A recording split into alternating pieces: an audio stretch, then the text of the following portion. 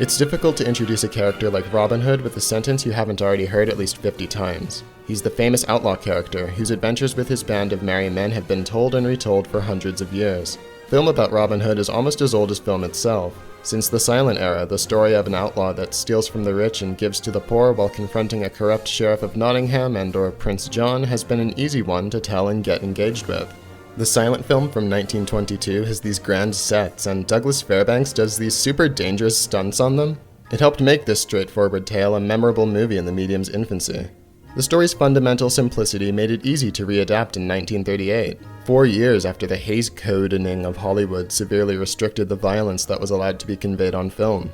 While the 1938 adaptation is pointedly less brutal than the 1922 film, it compensates for that with a ton of charm. Errol Flynn as Robin Hood has all these cute moments with his band, and the film builds to a satisfying conclusion that proved that the tone of a Robin Hood story had flexibility in the new and excitedly unique audio-visual blend that movies provided, cementing this version as a classic. Robin Hood would continue to get new films as the 20th century trucked along. There was animation, there was campy sincerity and parody. Greetings, Your Highness. By the 21st century, though, mainstream American blockbusters seemed to want to reinvent the story for the new millennium. First, there was the dark and gritty 2010 Robin Hood movie starring Russell Crowe, which split the character of Robin Hood that people were familiar with into two different characters. The one that isn't Russell Crowe is killed in a traitorous ambush at the beginning, and Crowe, discovering him after the fact, ends up filling the void left behind by him and finds his place in a world he had thought to not have a place in. This movie is alright. It was pretty divisive when it came out, and I totally get why. It's extremely middling in places, as well as having been the next in a long line of early 21st century media that got darker and edgier when compared to their 90s counterparts. And I can imagine people being a little burned out on that by 2010. Despite its flaws, I can appreciate this movie for giving more depth to the character of Prince John, who is usually either a one-dimensional villain or just adapted out. However, 8 years later, the movie-going public was suddenly posed with an unexpected question. What if there was another Robin Hood origin story, but this one was even more? Robin Hood 2018 is one of those movies that seems like it was market-tested to fail. From almost the get-go, there were widely shared social media posts making fun of it for its anachronisms, and it had the air of a film that was trying very hard to force mass appeal. I saw it with my brother and a longtime friend out of curiosity, and out of all of the films we saw that year, it was definitely one of the most. That's honestly one of the best ways to describe this version. It intends to be the most. It has a lot of ideas it wants to get across and things it wants to show off, but it feels as if there wasn't sufficient consideration for how some of those ideas would affect the movie when you have to watch the scenes. Like the scenes of the movie in sequential order. It isn't unwatchable or anything, it's just very confused, and if you watch this movie without watching any other Robin Hood movie, kind of like me in 2018, then you'll probably be left with more questions than answers. But I'm pleased to tell you that after watching a bunch of other Robin Hood movies and going through the 1883 novel from start to finish that streamlines a bunch of the original ballads, I've got several more questions. So we may as well try to figure out what happened here.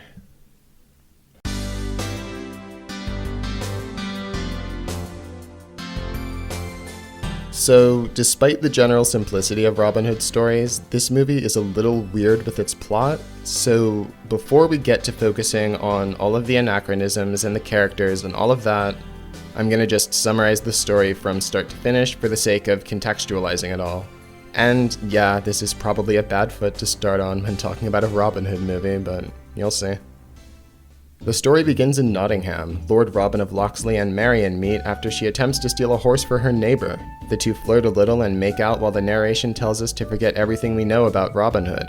In the next scene, Robin of Loxley gets drafted to the Crusades. 4 years later, Robin is still in the war and taking orders from Guy of Gisborne. This kid named Clayton gets captured and everyone attempts to save him, but they get ambushed. The group retreats and Gisborne calls in a stone catapult airstrike. Loxley! The stones are coming! Fall back! Robin also fights this guy for a minute before Gisborne cuts off his hand. Back at camp, Robin is horrified to see executions taking place. Gisborne orders the execution of the one-handed man's son. Robin tries to stop him, but fails, is knocked out, and sent home. The one-handed man stows away. After returning to Nottingham, Robin finds his house abandoned and Marion missing. When he consults his friend Tuck in the church confessional, he learns that his name was read from a dead soldier's list, that his home was foreclosed upon for the sheriff of Nottingham's war taxes, and that Marion is in the Nottingham mines. When Robin goes there, he finds that Marion is now with Will Scarlet. While Robin leaves to vomit, the one-handed man finds him and the two team up to fight inequality. The Sheriff of Nottingham gives a loud, rousing speech about how his war taxes are good and also that he's racist. Marion and Will dissent and embarrass the sheriff, and the war tax voting bill is delayed when Tuck says that Robin is alive. The one-handed man, whose name is John by the way, says that the plan is for Robin to be Lord of Loxley by day and a thief by night. Also, Marion can't be involved because it's too dangerous or something. There's a training montage for a bit and the duo bond. Robin does his first bit of thieving, and the next day he donates to the sheriff's war effort to start to get on his good side. Robin and Marion meet at church later, they're sad, and John breaks them up. Later, Robin steals from the church and leaves a bag of money at Marion's house. Tuck reports the thievery to the sheriff. They decide to keep it under wraps. That night, Tuck and Marion chat about some plans they have cooking while Robin watches on. Tuck is calling Robin's thieving persona the Hood, and Marion wishes that he gave his stolen money to the poor. Cue another montage where Robin does just that, and because of his exploits, he starts to become a symbol of rebellion. The people begin nailing hoods to their doors. The next day, Robin suggests a bounty on his persona, and the sheriff talks to Robin about his childhood trauma. Moving on, Will and Robin formally introduce themselves to each other and talk about the Hood. Will thinks he's stupid, and Robin says this. I reckon he's just getting started. And Will somehow doesn't figure out it's him. Robin tells John he wants to go big and steal from the treasury, and they do that, kind of. They just end up causing property damage and a big fire. The sheriff sees more hoods, is mad, he gets reprimanded by the church. The cardinal is said to be on his way to Nottingham, and the sheriff calls in Gisborne and his troops. A party is to be held for the cardinal's arrival, and every important character is invited. Marion and Tuck plan to find something at the event. During the party, Robin, Marion, the sheriff, and other partygoers discuss the Hood at a casino table, while Tuck steals some keys and covertly gives them to Marion, who then finds some of the sheriff's important documents. Robin, having noticed Tuck steal the keys, improvises a plan where he sells Tuck out in order to get the sheriff's complete trust. This almost backfires and gets Tuck killed, but instead he's just defrocked and is kicked out of the party. As soon as Tuck is out of the room, the sheriff welcomes Robin to the big table. Welcome to the big table, Loxley. And the cardinal immediately discusses the sheriff's evil plan to secretly give the money he's collecting to the Arabian army to defeat the English in order to throw the country into chaos in a bid to steal the throne out from under the king. To fund this venture and to accommodate for the money already stolen by the Hood, the sheriff sends Gisborne and the soldiers to take as much money as possible from the poors and also to burn the mines. Meanwhile, Marion and Will fight over the documents. Will yells about his political career being at risk, and Marion runs to the mines where she is captured and saved by Robin and John. Marion and Robin talk a little, there's a long chase scene, and John is captured by soldiers. Robin falls into doubt, but Marion hypes him back up by being extremely on the nose. Loxley is a disguise. John and the sheriff taunt each other over their faiths. Will and some of the people in the mines want to leave before it gets dangerous, but Robin reveals his identity as the Hood, one-ups Marion by being even more on the nose. I'm guessing you'd be up for a little redistribution of wealth? And asks Will very nicely, and he's back in. Also, Tuck is here too. Don't worry, he's fine. Will, Tuck, Marion, and Robin make a plan to get back the money that was taken, and everyone makes weapons and disguises. In the meantime, John escapes imprisonment and finds some armor. The rebellion begins. Robin and Marion steal the money. Robin gets shot by an arrow, but it's okay, Marion kisses him. Will is distractedly heartbroken by it, and then he gets hit in the head, drops his Molotov cocktail, and gets fire in his face.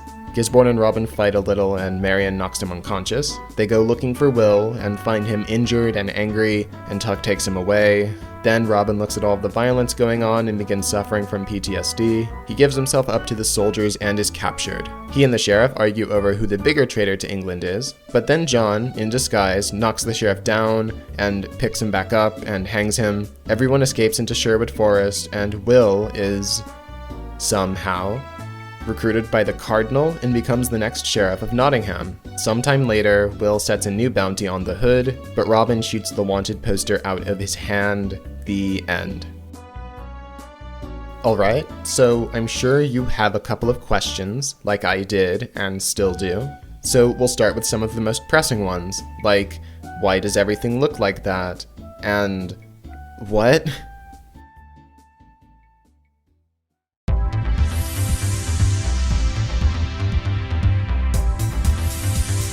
So, like I said at the start, one of the most unique aspects about this film is its visual design. Specifically, all of its anachronisms crashing together to make something that's visually unique at the expense of its historical accuracy.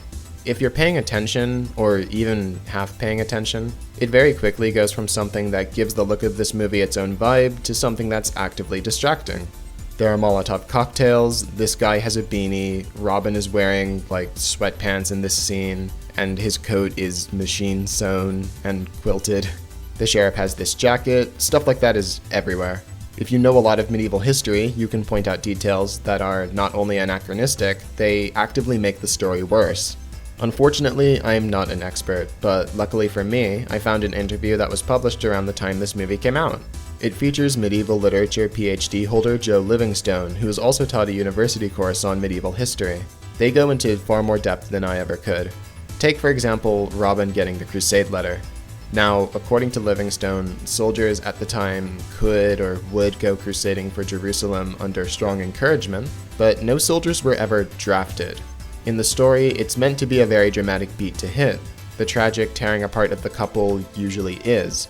But doing it by way of a draft letter is such a poor decision with regards to historical accuracy, it literally makes no sense. However, I'll admit I'm not being entirely fair. The director, Otto Bathurst, has gone on the record to say that the anachronisms were actually there by design, that he did it intentionally in order to make the movie feel, in his words, big, international, anachronistic, and irreverent. With that mindset, the Crusade letter not being period accurate becomes a non-issue. So we'll remember that, and continue looking at the opening minutes. Let's turn our eyes to the Crusade sequence. You might be thinking it looks like a modern war movie, and Taron Egerton, the actor for Robin Hood, would agree with you. He said in an interview that when he was approached for the movie, the Crusade scenes were, quote, like something out of The Hurt Locker. I can't find a source that says this was a direct influence, but if we're to take Taron's word and the filmmaking of the sequence into account, we can definitely see how The Hurt Locker might have been an influence, at least at one point in time. Here's the thing. The Hurt Locker keeps its style of filmmaking largely consistent. It's made the way it is to make you feel high amounts of tension and to stress you out, like the toll of desperate combat and bomb defusal stresses out the characters in the film.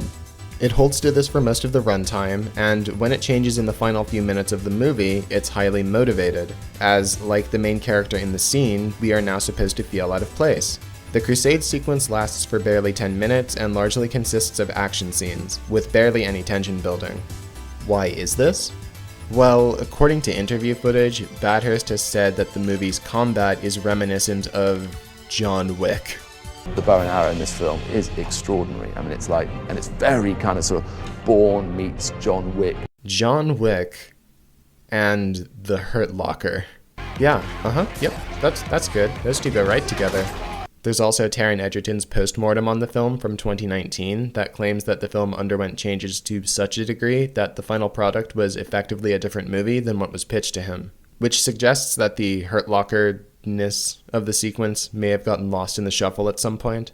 So when you see shots like this, which emphasize the attitude of, look at how cool this is, it kind of undermines any sense of desperation that was established earlier in the sequence. Any intent of creating combat that appears strenuous for the characters is lost, and what we're left with is, war is bad, but it also gives you opportunities to look cool, I guess. This is all ignoring the style shift problem this sequence brings. Whereas in The Hurt Locker there was a sense of consistency to deliberately break, Robin Hood 2018 barely has 5 minutes to establish any. So when the look of the film changes after the draft letter comes, your mind goes, oh, I guess this looks like a modern war movie now. And it's the details that come through in that change too. I honestly thought it was very odd that the soldiers carry their bows and arrows like they're holding guns. This was also, apparently, intentional. In our story, bows and arrows are guns, and you don't go into a gunfight with just one shot. You go into a gunfight with a full mag. Didn't Men in Tights have this as a visual gag like 25 years before? The Crusade sequence is such a sudden change, it's very difficult to take seriously. And when the sequence is over, the look of the film changes again. So instead of a character feeling out of place, it feels like the movie is having an identity crisis. And we're only like 15 minutes in. Even if you ignore all of the anachronistic stuff, the visual design being like this is still distracting. The mines looking like something out of the Hunger Games, the Cardinals party looking like the Catching Fire party scene, the Knights in the Rebellion having ye old riot shields, the rebels with their Molotov cocktails, these things add up. Now, it should be said that not all anachronisms are bad on principle. For example, I like Tuck's glasses. Livingstone says that glasses were invented around the 13th century in Italy, and it would have been more historically accurate to not have them in the movie at all, but I don't mind Tuck's glasses so much because they're such a small detail and it helps make him more visually distinct. It's more that a lack of consistent visual style in tandem with these more glaring anachronisms create a distracting experience. Other, better Robin Hood movies have anachronisms in them, sure, but prove less distracting because of their consistency. And if you're a casual viewer, you probably won't even notice them. If you're able to extend the line of thought that anachronisms don't equal bad across the entire visual design, you'll likely have an easier time enjoying the film. And there's this take on this movie that I stumbled upon every now and then when I really began looking into it, that people just got too hung up on the visual design and the anachronisms, and it's better if you just don't care about that. So in the interest of that take, let's not care about that.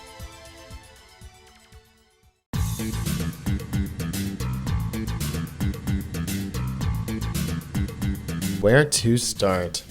Watching, rewatching, and discussing this thing has led me to realize there's more than I expected to talk about in this section. The story reeks of something that needed another draft or two, because the final product is one of those plots that goes to hell if you think about it for more than a few minutes. So for the sake of brevity, I'm just going to talk about the stuff that I thought stood out the most. Robin's characterization in the Crusades is a bit off. He was clearly supposed to start as a spoiled rich kid before the war changed his perspective, but when he's at the camp, he's confused that Gisborne is dehumanizing the prisoners. What are you doing? My duty, Loxley. Like, this dude used the word savages at the beginning of the battle scene. We don't want these bloody savages knowing we're coming, do we? Are you really that surprised he's, like this? And I guess this is the first time Robin has noticed this dehumanization happening in 4 years. I guess making part of the battle that looked cool was more important than making your war is bad message make sense with the main character you're writing. John's justification for Robin not talking to Marion is flimsy. He says it's too dangerous and that Robin should focus on his thieving alter ego and leaning into being the Lord of Loxley, but we see Marion and Will embarrass the sheriff at the town hall. So how would you know? And at the party scene, it's revealed that she apparently does this regularly, so we know she's fine with sticking her neck out there. Sheriff, I take it you know Marion? Oh, yes, a sweet scourge of many a town hall speech.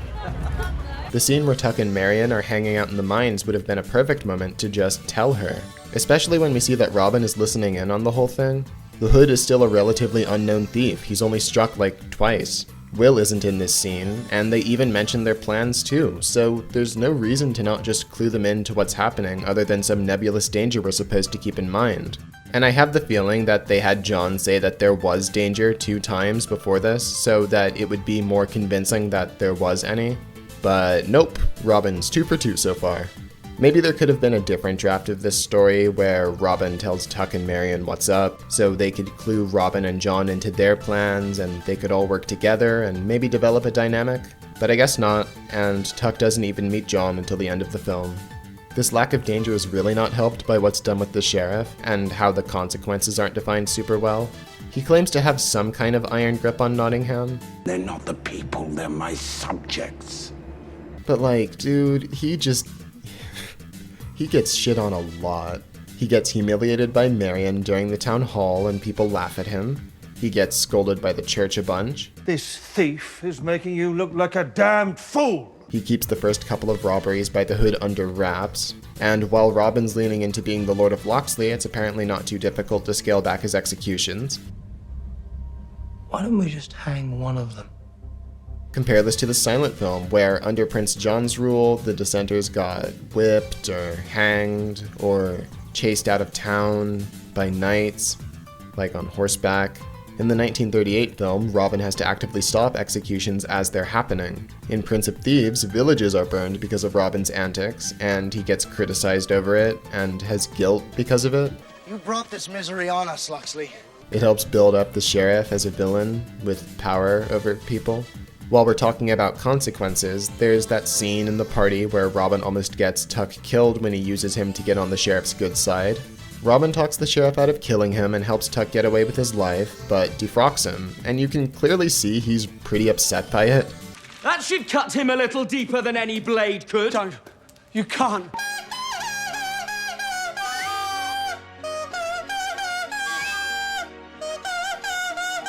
But when Robin talks to Tuck again later, he's taken getting kicked out of the church pretty well.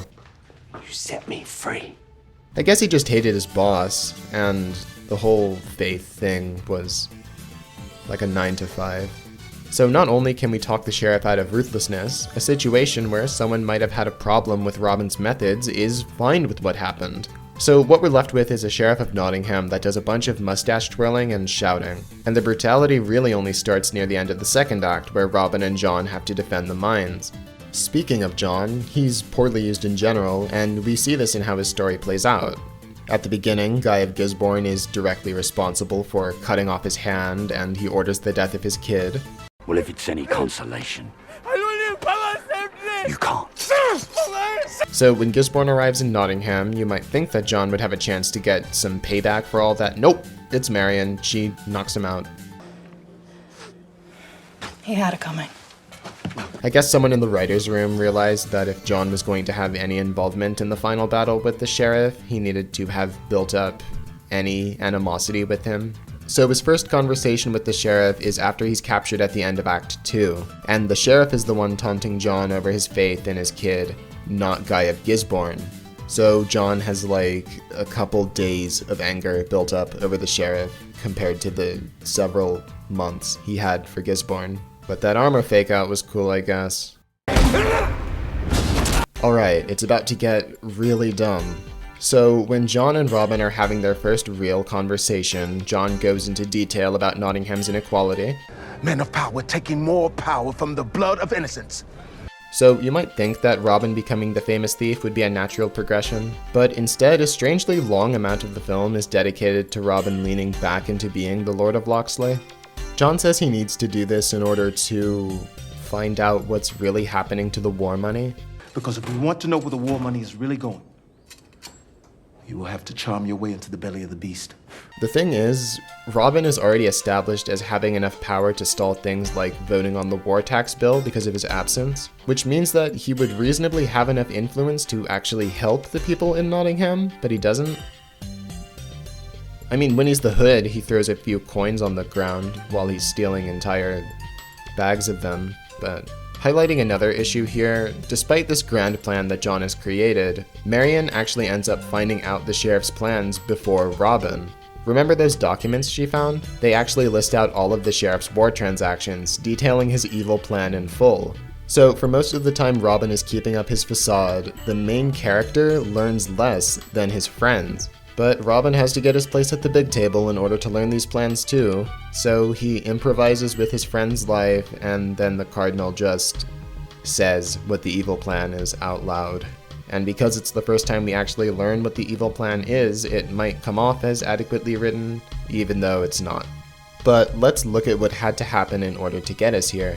Robin had to lean into being a corrupt lord, couldn't get his friend's help because of danger that's very poorly defined and in effect barely there, essentially played catch up to other characters that got the info first, had one of his friends stripped of his status, and is later justified in doing it anyway because.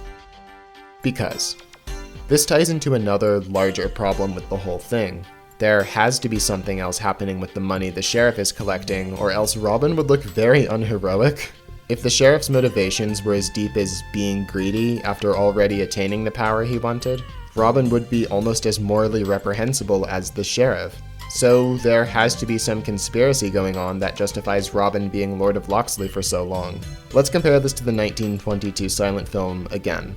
For almost half of the movie, Robin Hood isn't Robin Hood. He's the Earl of Huntingdon, who wins a jousting tournament and becomes King Richard's friend and second in command at the Crusades. When the English army leaves to go crusading, Richard's evil brother John conspires to take over the throne, and because of Richard being absent, he succeeds. After the place becomes a living hell, Marion sends a note to Huntingdon asking him to come home and help.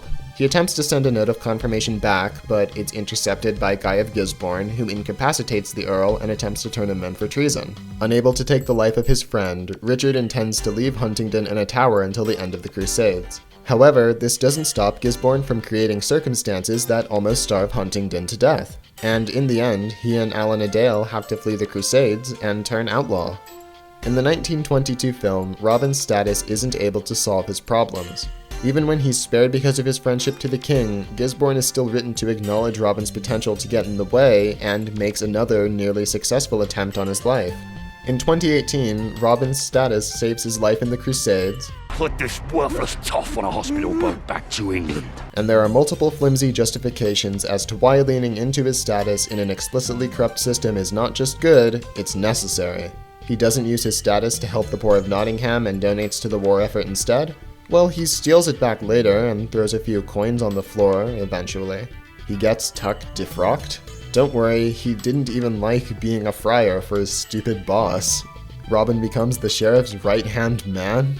Well, the sheriff is actually in the middle of a 5D chess game with the war money in order to steal the throne from a king we don't even know. If there was something in the plot that needed fixing, this would be one of the most pressing matters, as the potential flaws and shortcomings of the main character, which had potential to make him more interesting, are papered over for the purpose of what I believe to be attempts at maintaining likability and keeping the plot moving at a decent pace. However, it has the side effect of massively underscoring the anti-classism theme they were going for. One of the most important qualities that makes Robin Hood stories work so well is that they sympathize with how vulnerable people suffer when those in power show no regard for their lives. These poor devils have all had their homes burned. Their families beaten and starved to death by your tax gatherers. Even though 2018 makes one of the most overt, if not the most overt attempt I've seen at anti-classism theming in a Robin Hood story, it really doesn't resonate given how poorly Robin himself is used. One of Otto Bathurst's intentions with the story was taking this mythic character and reframing them as someone anyone can be, but the state of things suggests that plans must have changed.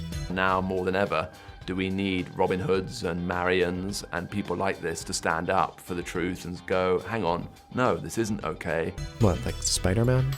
With all of these flaws present, the first question that came to my mind was, can a widely accessible anti-classism story with an at least semi-relatable protagonist work? I volunteer as tribute! The first Hunger Games demonstrates a far stronger origin story for a main character thrust into extraordinary circumstances with very overt anti-classism theming. Going back to it over a decade after I read the first book and roughly a decade after I watched the first movie, I found that, while not perfect, by the end of the first novel and the first film, it's a lot clearer who has what the relationships are, and why the power structure in place is bad. We understand what Katniss is fighting for. She can still make her mark against those in power with relatively little influence. Thank you for your consideration. It happens multiple times, and that's kind of the point of the story. And the result is a pretty solid part 1 that's easy to get engaged with, and when compared to Robin Hood 2018, showcases a far more memorable main character. But if we're talking about how the misuse of characters undermines the imagery and intended themes, then there's a character that I feel is used about as poorly as Robin.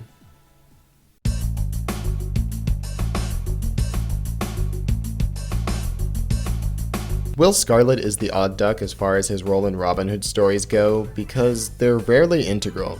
Most of the time, he's just a guy. Sometimes he's related to Robin, other times he's acquainted with the Merry Men before Robin joins them, sometimes he's Robin's BFF.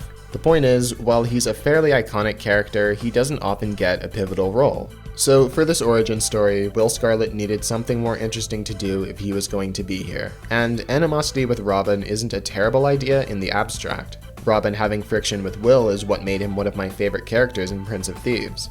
The thing is, I believe what they were going for with Will in this version doesn't quite line up with how that idea is executed.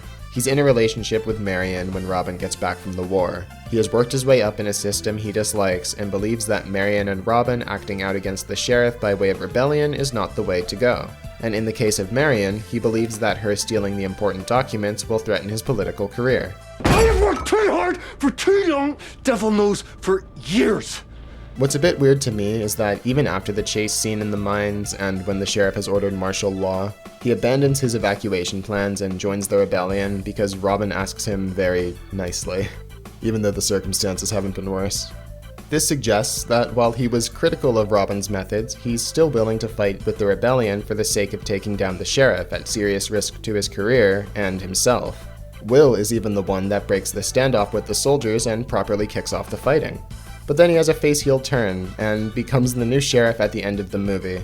And this isn't motivated because of his criticisms of Robin's methods or any potential damage to his political career. It's because he saw Robin and Marion kiss. An incredibly weak motivation compared to what could have actually driven this change, not to mention that it happened extremely fast and mostly off-screen.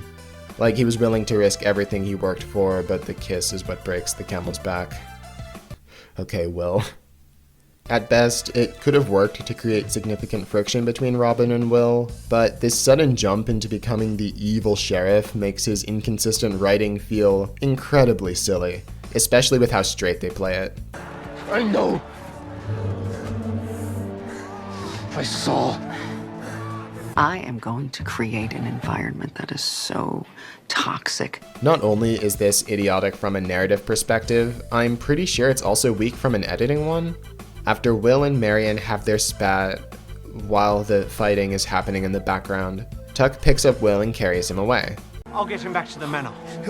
And the next time we see Tuck escaping into Sherwood Forest with everyone else, Will is nowhere to be seen. He's not even mentioned. Was there something that was supposed to happen between Will getting back to the manor and him getting recruited by the Cardinal? How did Tuck lose him? How did the Cardinal find him? Did you cut out a scene? Because that's what it feels like. This whole face-heel turn is just exceptional in how much everything has to bend over backwards in order for it to happen. But that's not even the worst of it yet. Let's take several steps backwards and talk about imagery again. Earlier, we covered how emulating modern war movie imagery for the sake of an anti-war message was undercut by occasionally framing the action as cool. Here, we're going to discuss how the message communicated by the rebellion is undercut by one of the characters it ends up being in service of. What look does the rebellion echo? We clearly see from their choice of clothes being hoods and masks to some of their weapons being Molotov cocktails that their look is evocative of the modern anti-fascist movement. Next, let's look at the central antagonist's introduction scene. The sheriff is introduced by giving a loud, shouty, nationalistic speech on a balcony. He is occasionally framed in a low-angle shot. It's clear from the dialogue and the cinematography that this incarnation of the sheriff was supposed to be a more fashy take on the authoritarian character. This kind of below-angle shot was popularized in propaganda for the Third Reich. So the major conflict this movie gets across is not just the rebellion versus the sheriff. It's anti-fascism versus fascism. How does this imagery end up getting undercut? Well, it's because of the character much of it ends up being in service of. Will. Will was already being inconsistently written by the time the rebellion started, but again, his descent into becoming the authoritarian sheriff of Nottingham was not motivated by his relationship to power or the systems he was fighting against. It was the kiss. By making Will into an authoritarian with such a flimsy motivation, the movie has wasted any thematic potential provided by its deliberate imagery. It doesn't say anything about how people get deterred from fighting for a cause or even a compelling story about a descent into evil. When it comes to the classism theme, Will doesn't really have any strong motivation to heavily tax the poor of Nottingham. His only goal is to kill the hood. It has all of the motivation of your shitty high school ex. And all of this imagery is now a thin veneer to the fact that this origin story effectively ends by setting up a standard Robin Hood story, except everything is much weaker now. Any critique of systems it attempts to make is boiled down to whether there's a morally good aristocrat helping or harming the masses. Will's heel turn does not work with the imagery provided. It does not work narratively, and it does not work thematically. So by the time the credits roll, you're left wondering, what was the point of all that? And unfortunately, the answer to that question is that this adaptation was a waste of time.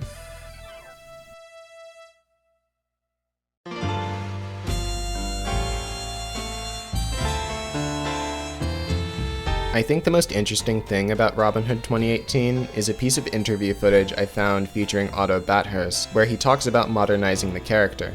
To me, it was like taking that myth, taking that metaphor, and picking it up and dumping it, kicking and screaming into the 21st century and making this kind of very, very modern, very visceral, very kind of resonant version of it that would hopefully kind of entertain and all that kind of stuff, but also people would watch it and go, oh, hang on, that's really interesting because I'm recognizing in the sheriff, a political leader. The Robin Hood stories are centuries old. In October, the silent film will turn 100. I think if something as old yet familiar to the public consciousness as Robin Hood is going to stay relevant, it needs to evolve in some way. It has to do something unique to stand out. And when that's done, notable incarnations will not only demonstrate maturity and growth, they can reflect the era of release, which we may not understand until years or decades after the fact. The 1938 film is solid, but it was released under circumstances that limited the brutality of its content, reflecting an America that was still working out its relationship to motion pictures and depicting outlaws in them. The high emotionality of Prince of Thieves, my personal favorite, reflects a society demonstrating growth from the 30s, one that now has more breathing room and is willing to intersect between lines of race and even discuss prejudice. Today the Lord has taught me a fine lesson, that though I may think I am godly, I know I am not worldly. It's also just campy as hell. No more merciful beheadings. And call off Christmas. The 2010 version gives me the impression of a world where the average person has more to worry about compared to the average person in the 90s. A society that's re-examining its relationship to something as fairy tale-like as a folk hero with how unfair the world can be sometimes. By comparison, Robin Hood 2018 certainly grasps at discussing truths that have grown to be more generally well known in the 2010s, but it falls very short in that its kitchen sink approach to presentation, how tons of stuff appears to be inspired by other media and iconography, is integrated so poorly it heavily detracts from the story that's both being shown and told, in addition to the shortcomings that are already there. The most significant thing I'd say it reflects is this endless stream of remake hell that popular media is currently suffering through. But that doesn't necessarily have to be a bad thing. Errors can be kept in mind and considered for future interpretations, and the fact that there are so many incarnations of Robin Hood that continue to attempt to reinvent the wheel is evidence of that.